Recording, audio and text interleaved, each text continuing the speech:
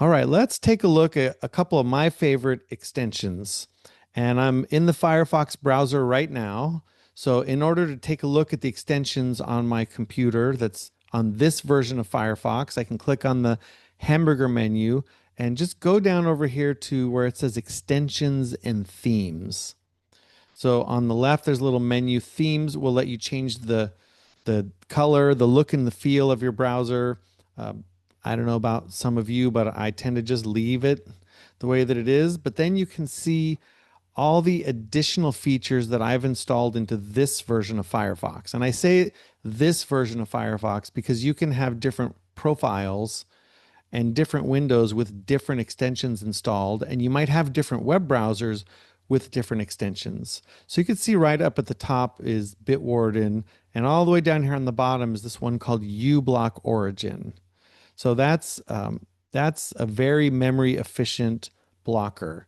And even though you can search through here, sometimes there's software that might not be what you want, but looks like what you want. So instead, what I do is I'll find what it is I'm looking for. Let's say uBlock Origin. I'll find it on the web from the official site. So let me open that up, ublockorigin.com. And then I can install it through their official site. Now, this will tell me what it is and give me some screenshots. It'll say what's happening with the new changes with Chrome on Manifest v3 that we talked about last semester. Some of the benefits of using uBlock Origin.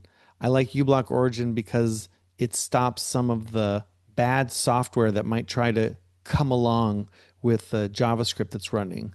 So when you click on get that, then it takes you to the official page on the add-on store, whether you're on the Chrome Web Store and you're installing uBlock Origin Lite or on Firefox and getting the full version.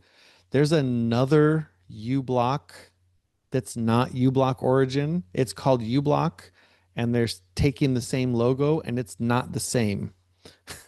I don't know what's happening in the back, but this is the one you want, uBlock Origin, if you're going to install it. And then all you do is click install, and you'll see that your extensions will be installed up in the top. So if you can see on my mouse here, there's a little shield, and when I click on that, it tells you, here's my add-on. There's a big button here that lets you turn off uBlock Origin because sometimes websites will be broken, and this is how you get into the advanced controls. But all the extensions will be on this little puzzle piece here. And then what we can do is we can move them or pin them or customize this to look the way that we want.